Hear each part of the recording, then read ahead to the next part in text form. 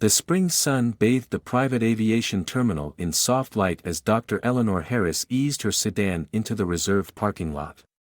The polished black surface of her car gleamed against the muted elegance of the terminal. A place that seemed to exist on the periphery of the bustling Atlanta International Airport. Eleanor turned off the engine and sat for a moment.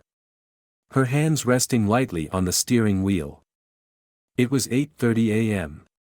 And the day, like so many others, had unfolded with quiet precision. She checked her watch, a ritual more for reassurance than necessity. With her flight scheduled for 9 a.m., there was time to spare. The folder beside her contained everything she needed: patient files, a laptop, and the tools of her trade as one of the country's leading neurosurgeons. This flight was not leisure but duty. A patient in Boston required her expertise in emergency consultation for a surgery few dared to attempt. For Eleanor, this was her calling. The work she had spent decades perfecting. The routine brought her calm. Even on days when the weight of her responsibility loomed large. She glanced in the rearview mirror, adjusting the neat bun that kept her braids off her face. The soft pearl necklace against her navy blazer was her armor of choice, polished but understated. Satisfied, she stepped out, retrieving her briefcase and handbag. Her heels clicked softly against the pavement as she approached the entrance. A sound that blended with the occasional bird call and the distant hum of planes lifting into the sky. The private terminal was a world apart from the chaos of the main airport. It was smaller, quieter, and steeped in a kind of exclusivity that expected its visitors to belong without question. Eleanor had walked through similar spaces many times before. Always with the same measured pace and quiet confidence. At the entrance, a middle-aged security guard stood by the glass doors. His posture was relaxed but watchful. A man accustomed to routines and the power of his small dominion. Eleanor noticed his name tag, Frank Bennett, but gave it no more thought than she would any other piece of background detail. Her focus was already on the flight ahead and the surgery waiting for her in Boston. She approached with her identification in hand. The motion as natural to her as a surgeon scrubbing in. Over the years, Eleanor had learned to be prepared, always one step ahead of the expectations placed upon her. "Good morning," she said with a polite nod, holding out her documents. Bennett's eyes narrowed slightly as he glanced at her, his demeanor shifting in subtle ways. His gaze lingered not on the papers she extended but on her face. Her blazer. The quiet assertion in her presence. For a moment, he didn't move, as though weighing something intangible. "You need to head to the main terminal," he said finally. His voice steady but dismissive. "This is a private aviation area." Eleanor blinked, momentarily unsure if she had misheard. She glanced at the sleek terminal behind him. The private jet visible through the glass. "I'm scheduled for the 9 a.m. flight to Boston," she explained, keeping her tone neutral. "Here are my documents." Bennett crossed his arms, his stance hardening. "I've been working here for 15 years, he said, a hint of authority creeping into his voice. "I know who belongs here and who doesn't." The words, though spoken plainly, carried a weight Eleanor knew too well. She kept her expression calm, though her heartbeat quickened. "I understand you're doing your job," she said, extending her papers again. "But if you'll take a moment to review these, you'll see everything is in order." Bennett didn't even glance at the documents. Instead, he shook his head, a small, incredulous laugh escaping him. "Right. And I'm the President of the United States," he muttered. Behind Eleanor, the parking lot remained quiet. The peaceful scene at odds with the tension thickening in the air. A pair of businessmen walked past, their steps brisk and their conversations low. Bennett didn't so much as glance in their direction as they entered the terminal without pause. Eleanor noticed this but said nothing. She had learned, over time, that there was power in silence, a space where truths became self-evident. She stood a little straighter, her grip on her briefcase tightening as she tried once more. "Mr. Bennett," she said, reading his name tag with quiet precision. "I have a patient waiting for me in Boston. Every minute matters. Please check my documents so I can board my flight." But Bennett only shook his head again, his tone turning sharp. "I told you. Ma'am. The main terminal is that way." He gestured broadly, as if to underline the futility of her presence. Eleanor's gaze didn't waver, though she could feel the stares of others nearby, the quiet unease of bystanders unsure whether to intervene or look away. It was a moment suspended in quiet conflict, as ordinary as it was profound. In that stillness, Eleanor felt the familiar weight of choice pressing against her. The choice between walking away or standing firm. Between silence and the subtle resistance of insisting on her right to be where she was.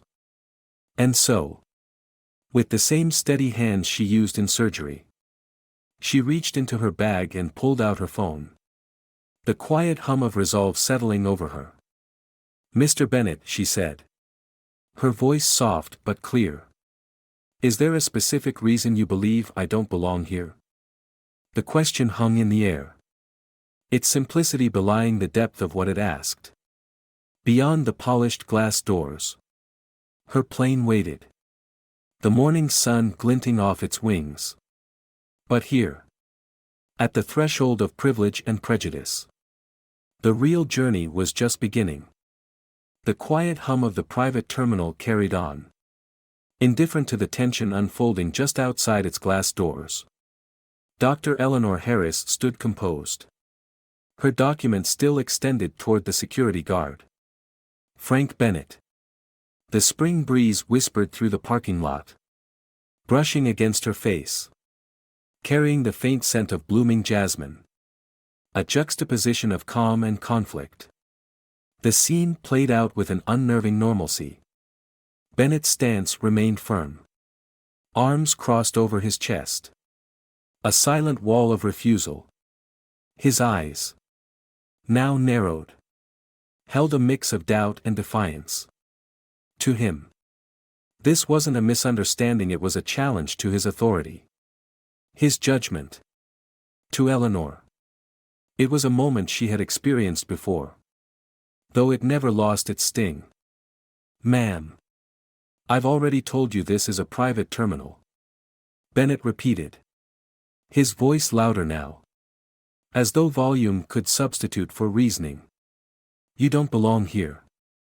The words landed with weight, though Eleanor let her expression remain neutral.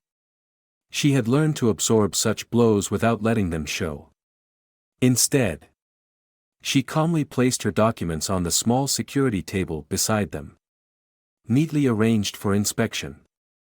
"Mr. Bennett," she said, her tone steady, "here are my flight documents, identification, and medical license. All of these confirm my presence here is authorized. I am a neurosurgeon, and I have an emergency consultation in Boston." Bennett didn't move to pick up the papers. Instead, he took a step back, his arms tightening across his chest. "And I told you, ma'am, that I know who belongs here." The words were simple, almost casual, but their implication ran deep. Behind Eleanor, a quiet murmur began among a few onlookers who had paused, sensing something unusual in the exchange. A man in a tailored suit glanced over briefly before hurrying into the terminal, offering no more than a fleeting look. Eleanor felt the weight of the moment pressing against her, as though daring her to respond. She took a slow breath, her mind running through the steps of de-escalation, a skill honed through years in operating rooms and boardrooms alike. I respect that you are trying to do your job. Mr. Bennett, she said carefully.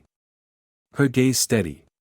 But I must insist that you review these documents. The flight crew is expecting me. If we continue to delay, it could jeopardize my patient's care. Bennett chuckled softly, though there was no humor in the sound.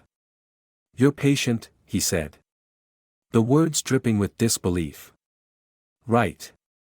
And I'm supposed to believe you're some hotshot doctor flying private? His voice carried through the terminal entrance, drawing the attention of more passers-by. A young woman in business attire paused near the doorway, her brows knitting together as she observed the scene. A couple, their luggage rolling behind them, glanced over but said nothing as they walked past. Eleanor noticed it all. The way people watched but hesitated to speak. It was a dynamic she had seen before, a collective unease. The kind that hung in the air when an injustice was visible but not loud enough to force action. I don't need you to believe me, she replied, her voice calm. I need you to do your job and review my documentation. That is all I am asking. But Bennett didn't move toward the table.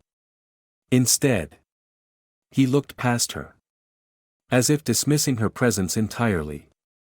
The main terminal is that way, he said again, gesturing broadly. The frustration bubbling beneath Eleanor's composed exterior threatened to rise. But she pushed it down. She had learned long ago that anger rarely served her. Instead, she reached into her handbag and retrieved her phone. Her movements deliberate and unhurried. If you won't review my documents, she said quietly, then I'll have to document this interaction myself. The soft click of her phone's camera filled the air as she began recording. Bennett's eyes widened briefly before narrowing again, his jaw tightening. You can't film me, he said sharply, his voice rising. This is a secure area. Eleanor didn't flinch. I have every right to record my own interaction, she replied.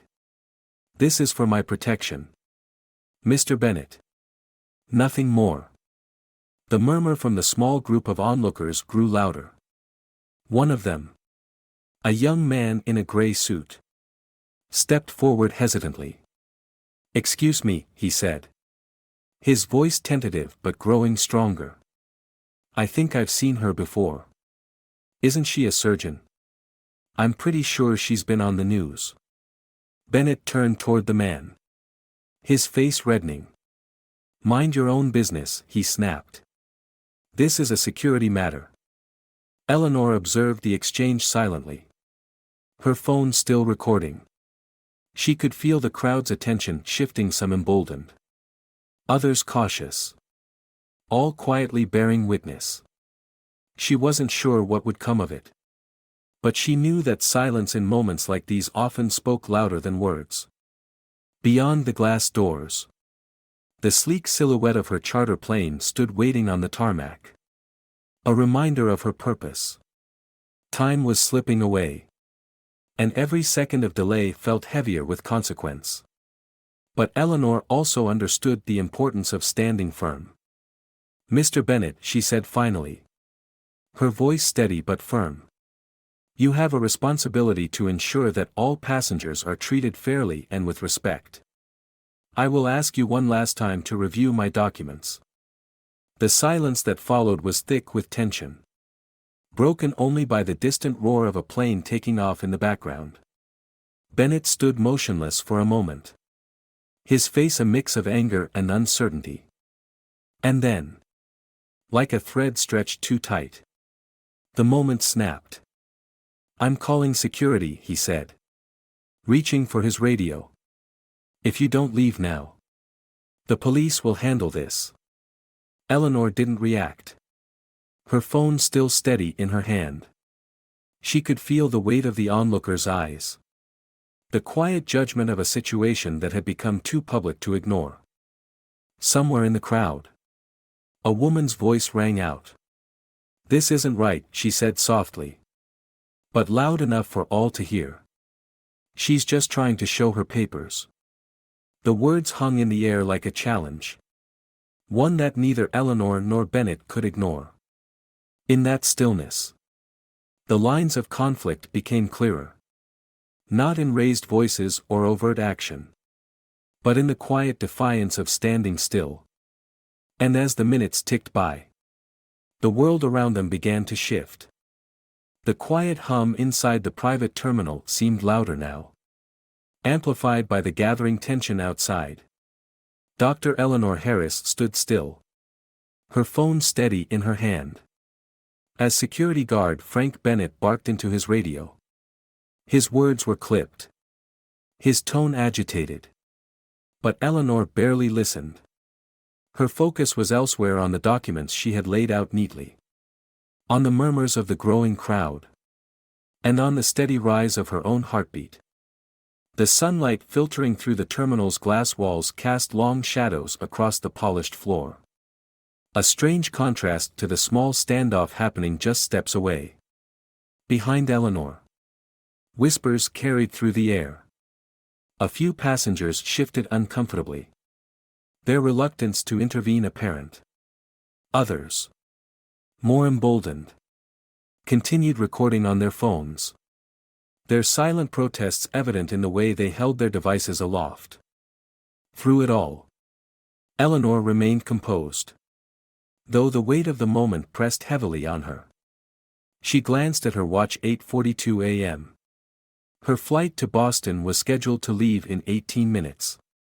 And the patient waiting for her needed answers. Perhaps even hope. But here she stood. Her qualifications questioned. Her presence challenged. All because of assumptions that lingered beneath the surface. The quiet professionalism she wore like armor was beginning to fray. But she steadied herself with a slow breath. It wasn't the first time she had been forced to prove herself in spaces where she was expected to justify her existence. Yet, each instance carried its own unique sting. Across from her, Bennett's voice rose. Security. I need backup at the private terminal entrance immediately, he barked into his radio. His posture was rigid, his hand gripping the device as though it were his only lifeline. Eleanor's gaze flickered briefly toward the crowd, catching sight of a man in a pilot's uniform watching intently from inside the terminal. His expression was unreadable, but his presence added a layer of scrutiny that Bennett seemed unaware of. The murmurs grew louder when, at last, the terminal doors swung open. The measured footsteps of authority cut through the tension, drawing all eyes to the figures entering the scene. Karen Waters, the head of airport security, led the way. She was a tall woman in her 50s. Her tailored suit as crisp as her expression. Behind her, Victor Chang, a representative from the private charter company, followed with purposeful strides. Good morning, Waters said calmly, her voice carrying the kind of authority that didn't require volume. What seems to be the issue here? Bennett turned to face her, his expression shifting rapidly from defiance to discomfort. Ma'am, this passenger is refusing to comply, he began, gesturing toward Eleanor. She doesn't have the proper authorization to be here. She has provided her documentation. Eleanor interjected quietly, her tone measured but firm. She gestured toward the table where her papers still lay untouched. Mr. Bennett has refused to review them. Waters raised a brow, her gaze shifting to the neatly arranged documents before returning to Bennett. Is this true? She asked, her tone neutral but edged with expectation. Bennett hesitated, the color rising in his face. I was following protocol, he said, though the words faltered as they left his lips. Victor Chang stepped forward then, his demeanor as composed as Eleanor's. Dr. Harris has been a regular client of our charter services for over 3 years, he said, pulling a tablet from his briefcase. With a few taps, He brought up Eleanor's flight history. Her flight to Boston was booked through our executive service. And her documentation is in perfect order. The murmurs in the crowd grew louder. A quiet wave of vindication sweeping through the small gathering. Bennett's face reddened further as Waters examined the documents on the table. "These are all valid," Waters said. Her tone clipped. She turned to Bennett. Her gaze sharp. "Why weren't these reviewed when they were first presented?" Bennett opened his mouth. But no words came. The weight of the crowd's attention. The silent recordings on their phones. And the presence of his superiors left him grasping for a defense that wouldn't come. "I'm sorry, Dr. Harris," Waters said, turning to Eleanor with a nod of respect. "You'll be escorted to your plane immediately. This delay is unacceptable." Eleanor's expression softened slightly. But she remained composed. "Thank you," she said. Her voice steady. "I appreciate your assistance." As Waters motioned for an escort to guide Eleanor inside, Victor Chang turned to the crowd. "On behalf of our company, I apologize for this incident," he said. His voice carrying an air of sincerity. "We value every one of our passengers and will ensure this situation is addressed appropriately." Eleanor gathered her belongings. The moment passing in quiet resolution. As she followed the escort toward her plane, she caught sight of Bennett out of the corner of her eye. His shoulders were slumped. His gaze fixed on the floor. The murmurs followed her into the terminal. The quiet buzz of discontent mingling with relief. It wasn't loud. But it was present, a subtle acknowledgement of the deeper issues at play. The kind of unspoken truths that lingered long after the moment had passed. Outside, the morning sun continued to rise. Its light spilling across the tarmac as Eleanor boarded her plane. From the window, she could see the small crowd dispersing. The tension slowly dissolving into the rhythm of daily life.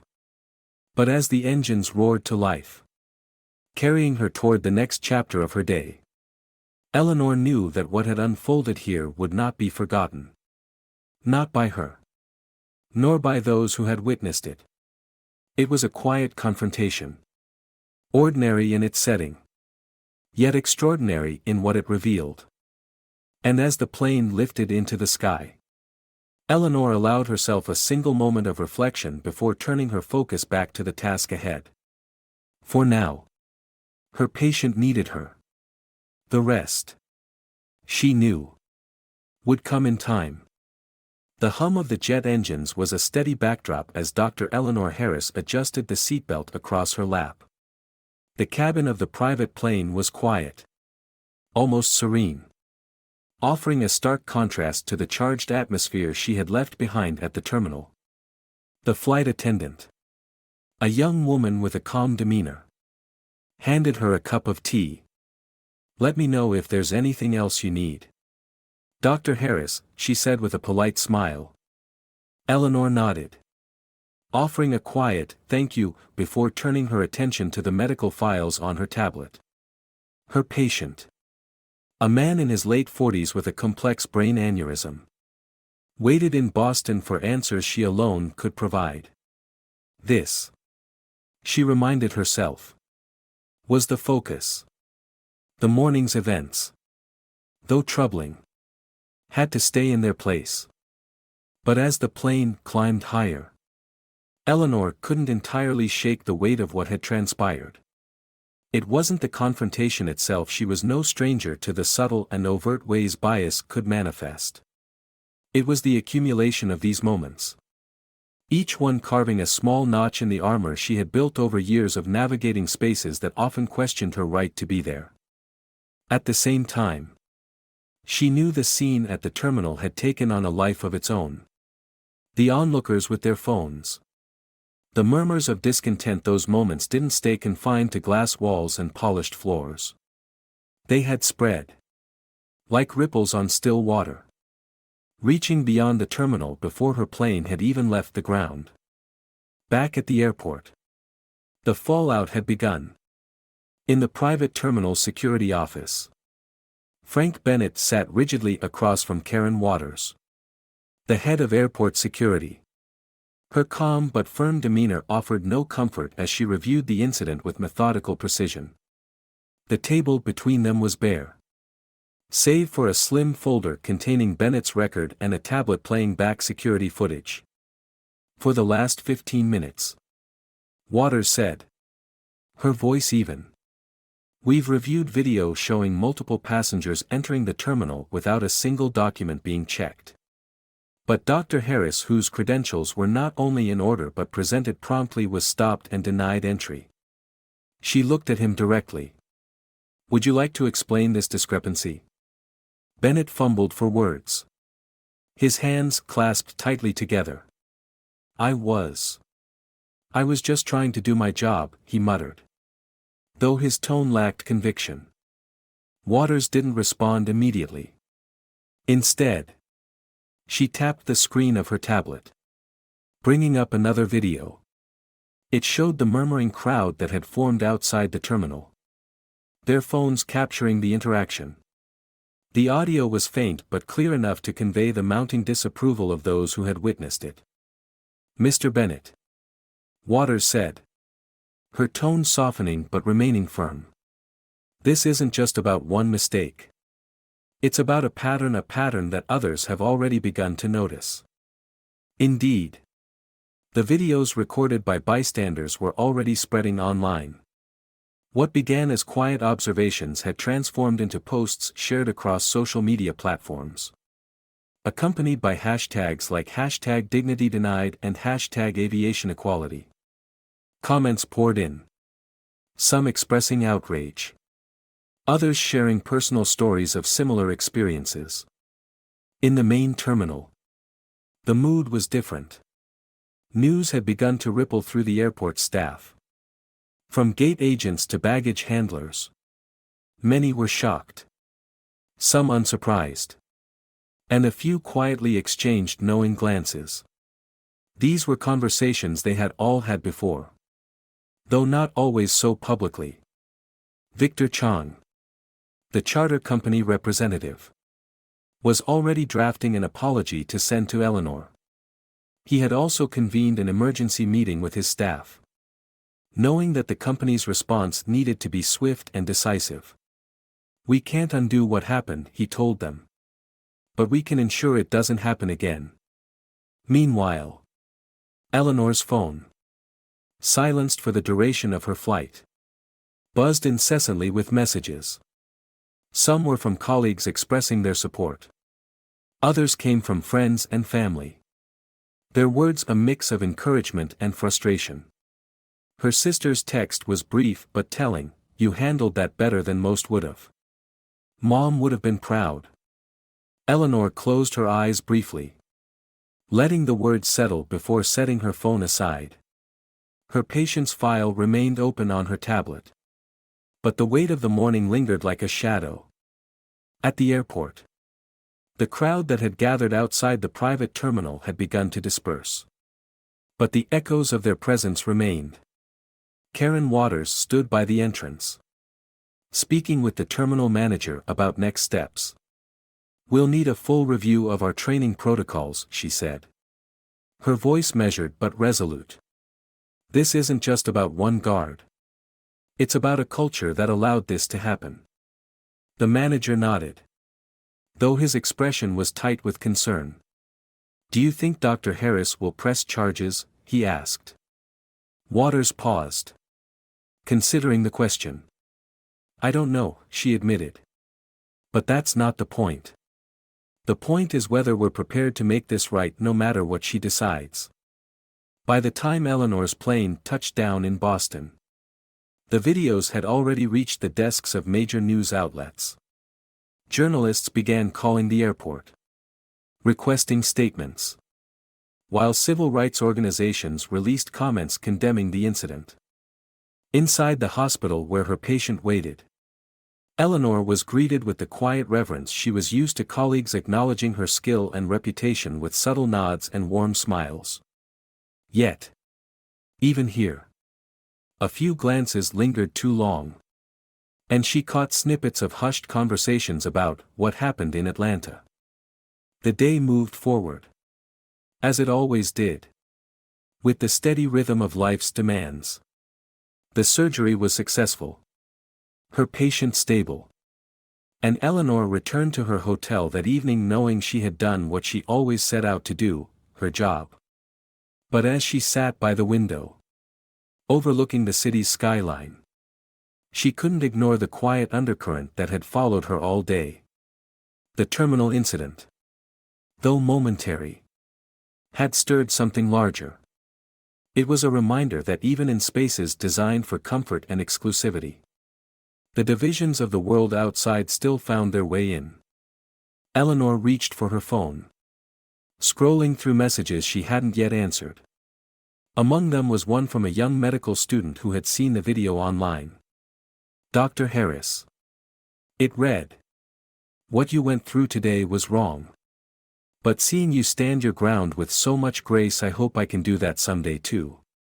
Eleanor set the phone down. Her expression unreadable. She knew the road ahead would be long. Not just for her, but for everyone who had seen and recognized the truth of that moment. Outside, the city lights flickered against the dark. Their quiet glow a reminder that even in shadows, there was always light. And for Eleanor, that light was enough for now. The early morning light in Boston felt different, cooler, softer, and muted compared to the warmth of Atlanta. Dr. Eleanor Harris stepped out of the private jet with a calm precision. Her mind already shifting focus. The events of the morning lingered faintly at the edges of her thoughts. But here, in the crisp air of New England, there was only one priority, her patient. The car waiting on the tarmac drove her directly to the hospital. A towering structure of steel and glass that loomed against the overcast sky. Inside, the rhythm of life was steady, nurses moving between stations, the soft hum of monitors, and the quiet determination that permeated every corner of the building. This was a place of purpose, where every moment mattered. And Eleanor felt at home in its familiar embrace. Her patient, a middle-aged man named Thomas Wilkes, was waiting in the critical care unit. His condition was precarious, a ruptured aneurysm threatening his life with every passing hour. The case was urgent, requiring the expertise she had honed through years of relentless work. Dr. Harris, a nurse, greeted her as she entered the unit. Mr. Wilkes is stable for now. But his family is anxious. They've been asking for updates. Eleanor nodded. I'll speak with them after the consultation, she said. Let's review his scans. In the sterile glow of the imaging room, she studied the intricate details of the patient's brain. The rupture was severe but operable, a challenge. Certainly. But not beyond her capabilities. She methodically outlined the surgical plan with her team. Her voice steady and measured. This is complex, she explained, tracing the scans with her finger. But manageable if we act decisively. Timing will be critical. Let's prepare the OR immediately. The hours that followed were consumed by the quiet intensity of surgery. The operating room, bright and meticulously ordered, was a world apart from the turbulence of the morning. Here, there was no room for bias, assumptions, or hesitation. The work demanded precision. And Eleanor delivered it with the same unwavering focus she brought to every procedure. When the surgery was complete, and Thomas Wilkes was stabilized, Eleanor finally allowed herself a moment to exhale. The tension in her shoulders eased as she removed her gloves. The sterile snap echoing softly in the quiet room. The team exchanged nods of acknowledgement, no words were needed. Success spoke for itself. Outside the OR, the Wilkes family waited in a small, dimly lit lounge. Their faces, etched with worry, brightened the moment Eleanor approached. "Dr. Harris," Mrs. Wilkes said, standing quickly. "How is he? Did the surgery go well?" Eleanor offered a reassuring smile. "The procedure was successful," she said. "Your husband is stable. And we've addressed the immediate danger. The next 24 hours will be critical. But I'm optimistic about his recovery." The relief on their faces was palpable. A quiet ripple of gratitude that filled the room. Mrs. Wilkes reached for Eleanor's hand, her grip firm and trembling. "Thank you," she said, her voice breaking. "You've given us hope." Eleanor nodded, accepting the sentiment with the same quiet grace she carried into every interaction. It was moments like these that reminded her why she had chosen this path. Why the demands and challenges of her work were worth it. Later, as she walked through the hospital's halls, a faint buzz of recognition followed her. Some staff members offered polite nods, while others lingered in quiet conversations. The videos from Atlanta had spread quickly, even here, and Eleanor could feel the undercurrent of their impact. In the break room, a young resident approached her hesitantly. "Dr. Harris," she began, her voice tentative, "I just wanted to say, I saw what happened this morning. How you handled it. It was," she paused, searching for the right words. "It was inspiring." Eleanor tilted her head slightly, studying the young woman's earnest expression. "Thank you," she said simply. "But it shouldn't have happened at all." The resident nodded, her eyes downcast. "I know," she said softly. "But seeing someone like you stand up with such dignity, it means something." Eleanor didn't respond immediately. Instead, she offered the resident a small, encouraging smile before turning back to her work. By the time evening settled over the city, Eleanor was back in her hotel room, the day's events catching up with her. She sat by the window, her tablet open on her lap, reviewing notes for another upcoming case. Outside, the city lights twinkled against the darkening sky, their quiet glow a balm to her restless thoughts. Her phone buzzed on the table beside her, pulling her attention. It was a message from Victor Chang, the charter company representative. "Dr. Harris, I wanted to personally apologize again for this morning. The company is taking immediate action to ensure this never happens to any passenger in the future. Please let me know if there's anything more we can do." Eleanor set the phone down without replying, her gaze drifting back to the skyline. It wasn't that she didn't appreciate the gesture, it was that she knew real change required more than apologies. She thought of Thomas Wilkes, his family, and the quiet moments of gratitude that had punctuated her day. Those moments reminded her of what truly mattered. Yet, they also underscored the deeper truths she carried, the work she did, the spaces she occupied, and the dignity she insisted on claiming were not just about her. They were about paving the way for those who would follow.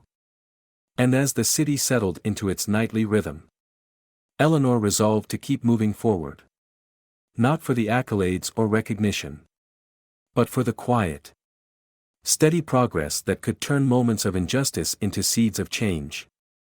By the time Dr. Eleanor Harris arrived back in Atlanta 2 days later, the story of her experience at the private terminal had already outgrown its origins. The videos recorded by bystanders had been shared millions of times, dissected on social media, and amplified by news outlets.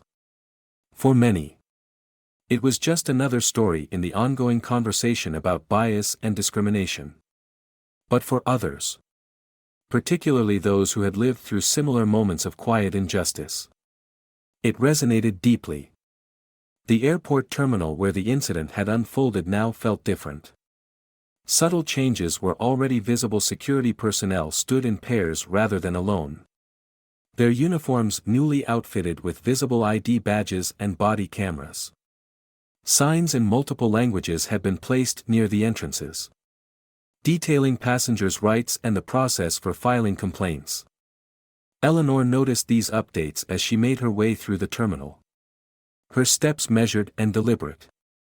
She had been invited to meet with the airport's leadership team to discuss the incident and the changes they hoped to implement. It wasn't a meeting she had sought, but it was one she felt obligated to attend, not for herself, but for those who wouldn't have the same opportunity to be heard. Inside the conference room, Karen Waters, the head of airport security, greeted her with a firm handshake. "Dr. Harris," she said, her tone respectful but businesslike. "Thank you for taking the time to meet with us." Eleanor nodded. "I appreciate the invitation," she replied simply, taking a seat at the long table. The meeting began with a review of the actions taken since the incident.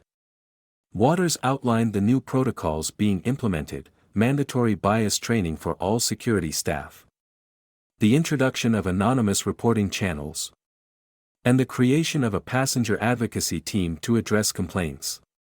Victor Chang, the charter company representative, added his perspective. "We've introduced digital ID verification for all VIP passengers," he explained, his voice steady. "This removes any ambiguity about who belongs in the private terminal." Eleanor listened carefully, her expression thoughtful but reserved. She acknowledged the efforts being made, but her questions were pointed. "How will these measures be sustained over time?" she asked. "And how will you ensure accountability? Not just at the individual level, but within the system as a whole?" The room fell quiet for a moment, her words landing with the weight of lived experience. Waters was the first to respond. "You're right," she said, her voice quieter now. "Policies alone won't change behavior. That's why we're involving outside organizations to audit our progress and provide ongoing oversight." Eleanor nodded, satisfied for the moment. She had no illusions about the speed of systemic change, but she understood the importance of setting it in motion. Outside the confines of the meeting room, the impact of the incident continued to ripple outward. Civil rights organizations had taken notice, using Eleanor's story as a catalyst for broader discussions about discrimination in air travel. Passengers across the country began sharing their own experiences, and airports from Los Angeles to New York announced plans to review their security practices.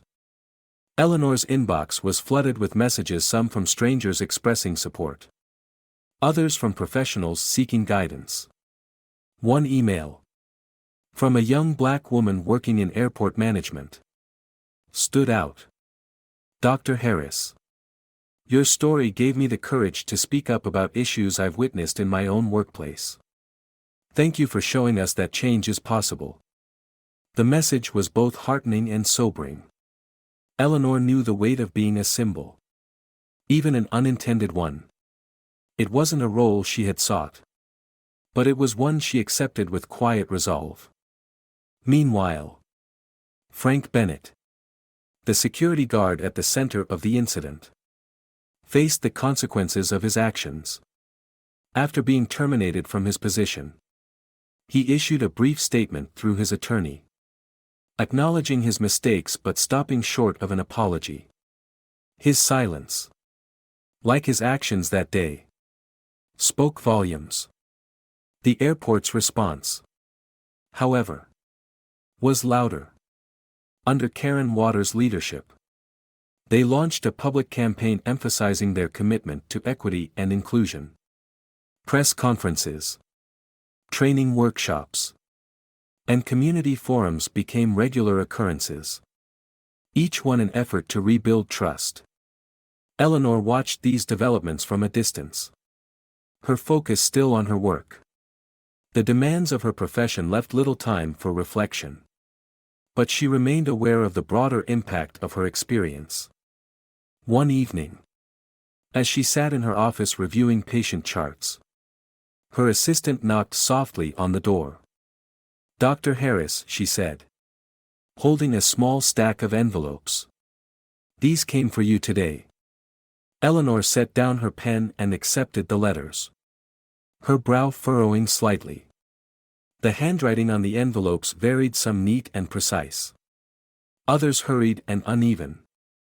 She opened the first one carefully, unfolding a single sheet of paper. "Dear Dr. Harris," it began. "I'm a retired teacher, and I've lived long enough to see the world change in ways I never thought possible. Your story reminded me of the battles we fought years ago and the ones we're still fighting today. Thank you for standing firm." Eleanor read the letter twice, her fingers brushing lightly over the paper. Each envelope contained a similar message, expressions of gratitude, stories of shared struggles, and quiet affirmations that her actions had mattered. As the evening deepened, she placed the letters in a neat stack on her desk. Outside, the city lights shimmered against the night sky, their quiet glow a reminder of the persistence of hope. Eleanor knew the road ahead would be long. Not just for her, but for everyone working toward a world where such incidents were no longer commonplace. But as she sat in the stillness of her office, she felt a sense of quiet determination. Change, she realized, was rarely dramatic. It was subtle, incremental, and often unseen. But it was there, in the spaces between confrontation and resolution, waiting to take root. And that, she thought, was enough to keep moving forward. The late afternoon sun cast long shadows across the quiet streets of Atlanta as Dr. Eleanor Harris parked her car outside a community center. It was an unassuming building, its brick facade blending into the neighborhood. But inside, the energy was palpable. This was where conversations about change, real, tangible change, were beginning to take shape. Eleanor had been invited to speak, though she had hesitated at first. Public appearances weren't her preference, she preferred the quiet precision of her work in the operating room. But the events of the past weeks had made it clear that this was about more than her discomfort. It was about seizing a moment that had already grown beyond her. The room was modest, filled with folding chairs and a small podium at the front. A mix of community leaders, civil rights advocates, and local residents had gathered, their faces reflecting a shared purpose. Eleanor noticed Karen Waters, the head of airport security, seated near the front, her posture as composed as ever. As Eleanor approached the podium, the room fell silent. She took a moment to gather her thoughts, her hands resting lightly on the edges of the wooden stand. "Good evening," she began, her voice steady but unassuming. "When I was first asked to speak tonight, I struggled to find the right words. The truth is, I didn't want this to become about me. What happened at the airport was just one moment, one of many that countless others have experienced in different ways, in different spaces." Her gaze swept across the room, meeting the eyes of those who had come to listen.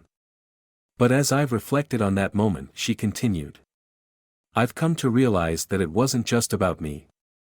It was about the quiet persistence of injustice, the kind that hides in plain sight and is too often dismissed as a misunderstanding or a mistake." The room remained still, the weight of her words settling like a gentle but insistent pressure. Eleanor spoke about the systemic changes the airport was beginning to implement: training programs, oversight committees, and new protocols designed to prevent discrimination. She acknowledged the work of Karen Waters and others who were committed to ensuring that those changes would last. But she didn't shy away from the deeper truths.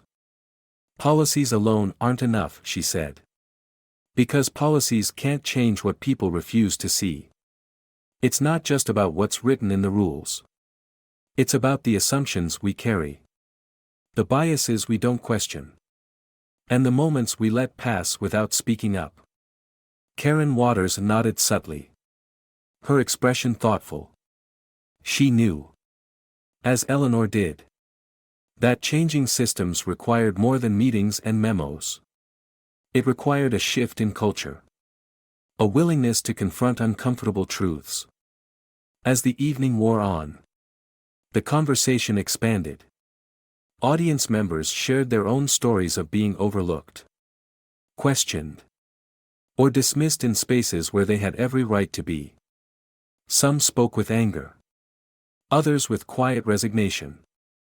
All of them carried the weight of experiences that had shaped their lives in ways both visible and unseen. One woman, her silver hair catching the light, stood and addressed Eleanor directly. "Dr. Harris," she said.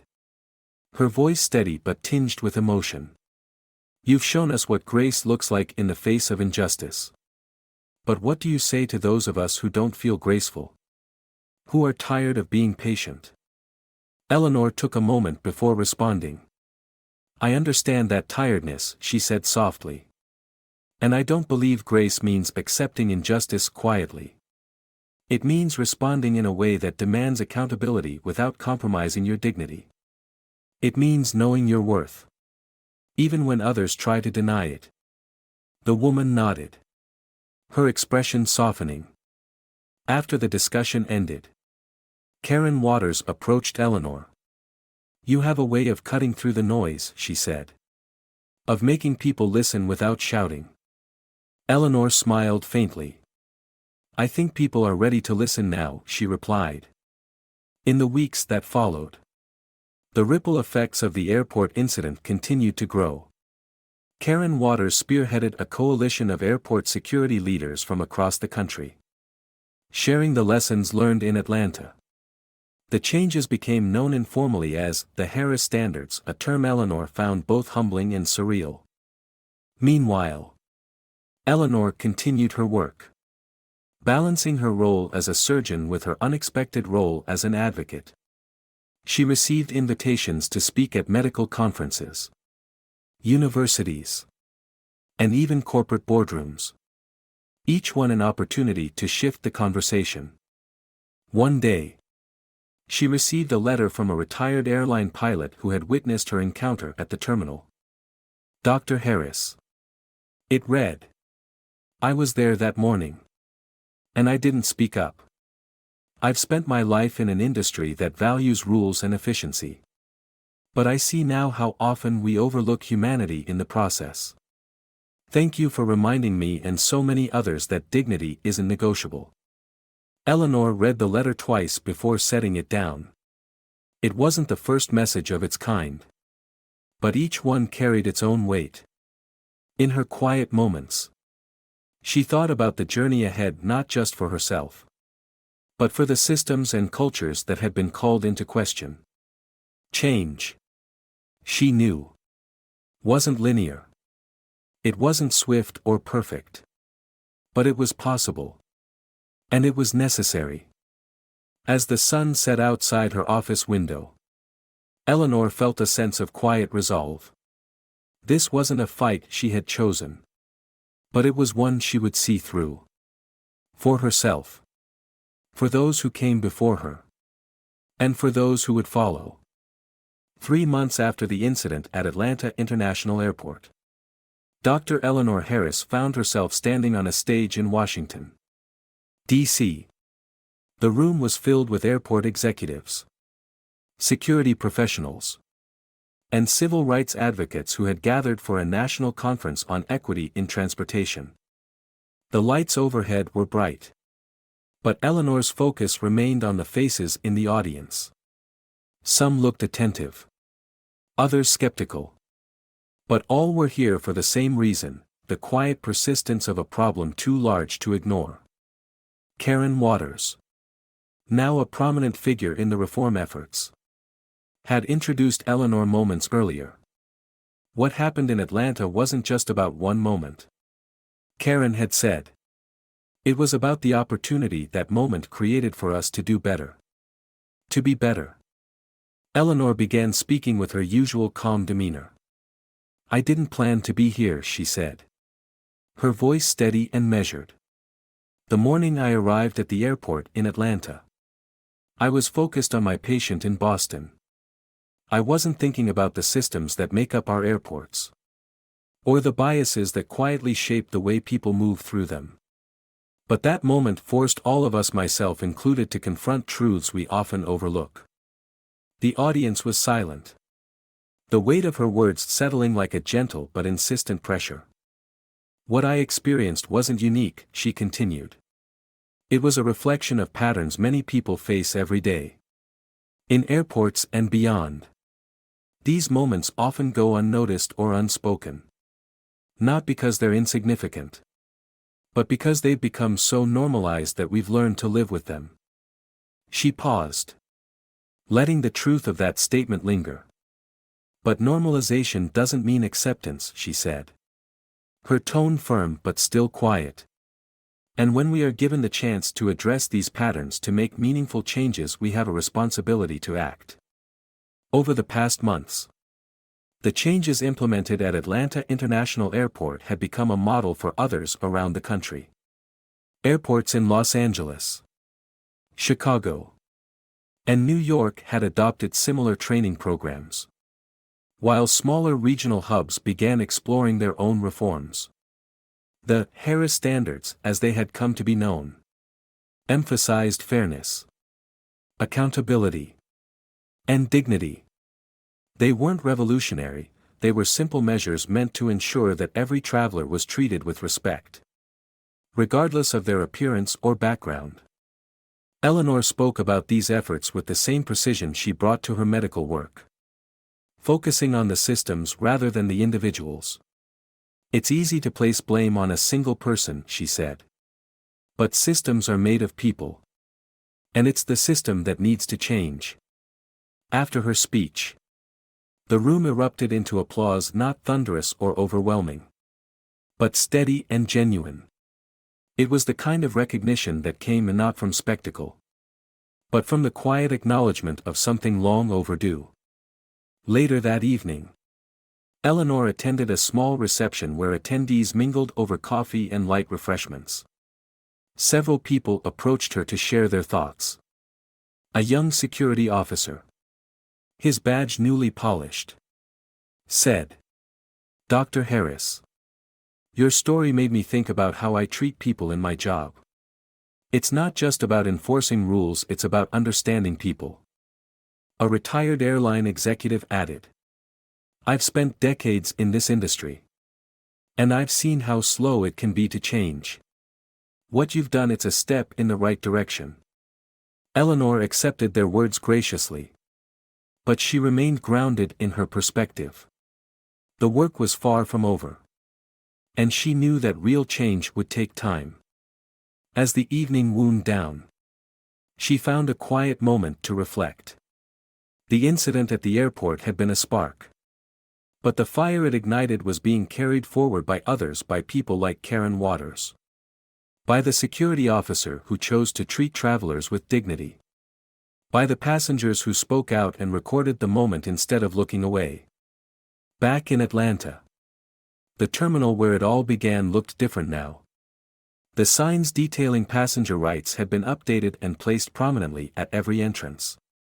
Security officers wore body cameras, and complaints were taken seriously, with an independent review process ensuring accountability. For Eleanor, these changes were a beginning, not an end. The letters she received from strangers, the stories shared with her at events like this, were reminders of the work that remained. But they were also reminders of the quiet power of persistence, the kind that didn't demand attention, but simply refused to fade.